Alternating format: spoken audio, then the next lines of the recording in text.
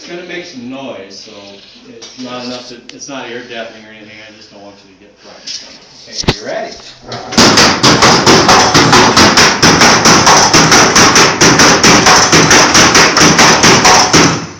Again, all powered by a water wheel, which would have been outside the building, and later by a V12 Cadillac engine that replaced it. Now, getting into the refinery part of it, the actual gold. Okay. Yeah, now you've got that slurry, that powder stuff if it were dry, and it runs over an amalgamation table. The table's on a slight slant, okay? So the material is run over this table, and the waste then will fall off the end of the table, okay? The amalgamation table is clad with copper, and it's painted with mercury. Mercury sticks to the copper just like paint on a wall. And it also has an affinity for gold. It grabs and holds on to gold like a magnet. And it grabs it, gets all the gold out of the slurry that's going down over the table. And like I say, the quartz, the trash, if you will, just gathers down at the end. A man in a Studebaker wheelbarrow comes by, picks it up, takes it down to hopefully a dead mine and drops it in. If the miner's down there working, he gets a coating himself. But no, just kidding. He does get rid of the quartz. It's worthless. Now, the mercury will eventually become saturated to the point where it cannot hold any more gold. They stop the machine, take and rake off all of the mercury and the gold and roll it into a ball about the size of a softball. And they take it to a device called a retort. And if you look right behind you on top of the mystery mine, yeah, and they use the retort to heat and cook the mercury out of it. Okay, and it's basically a pressure cooker. Okay. The gold ball is put inside the chamber, and it's heated to 650 degrees. The mercury vaporizes, becomes a gas, goes down the tube. The tube has a water jacket on it, and it's cooled. The mercury reliquefies again, and they store it, bring it right back here to the tables. They use it over and over again. They're recycling that mercury. It's valuable too. They don't want to waste it. And so that's how the mercury gets out of the gold. What's left, if you turn around and look over on the poster there, you'll see that the gold ball inside the retort, and it looks now like Swiss cheese. It's called sponge gold. It looks like a sponge or Swiss cheese. It's just full of holes. It's solid in mass, but it's just full of holes where the mercury was, because we haven't melted the gold. Okay, but the process, you see, the vapors go through the water jacket, cool, and then the mercury is recycled. They take the gold sponge out of that chamber, and they take it to a bigger furnace. They heat it up to 2,200 degrees and melt it. Okay. Then the man can pour it into an ingot, or into a mold, excuse me, and make an ingot. And those ingots that they made here were about 80 pounds, more or less. It's just depending on how much the man ladles into them. And each one is about the size of a small brick. Now that's 80 pounds. That's the mold right there.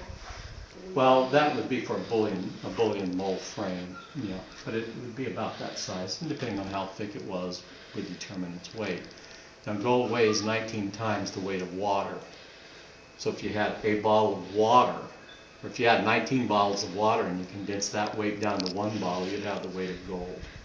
Okay, so it's very heavy. Okay. And it's in something that's even smaller than your shoe. So at 80 pounds, a man would have to get his fingers Water under is there. 7.5 pounds a gallon. Times 19. 7.5 pounds a gallon. You know, So. roughly times 19, and you get the weight of the gold.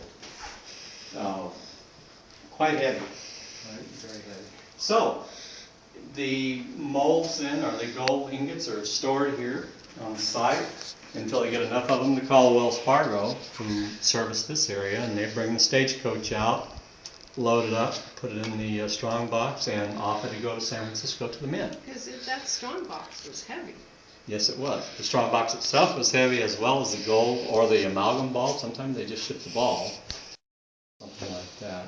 Or gold dust from the individual miners would probably have gold dust. And it would go to San Francisco. At the mint, they would weigh it very carefully and then pay the mine whatever the value was. At that time, it was $16 an ounce. Now it's about $1,600 an ounce. So a factor of 100 roughly, Wow. change in value. Now, in the rivers, when they were panning gold, you always see in the movies, they're getting pure nuggets of gold. Is that a real fallacy? That's, Originally, they would have had a situation like that. Now, okay. if you go up to Paloma, where they discovered the gold, and you hear the accounts of how James Marshall found the gold, he was actually looking in the tail race of his sawmill. And this is a little bad representation of the sawmill, but have you been there before? No. See No, that? not yet. That, like I say, is a poor representation, but it does look generally like that.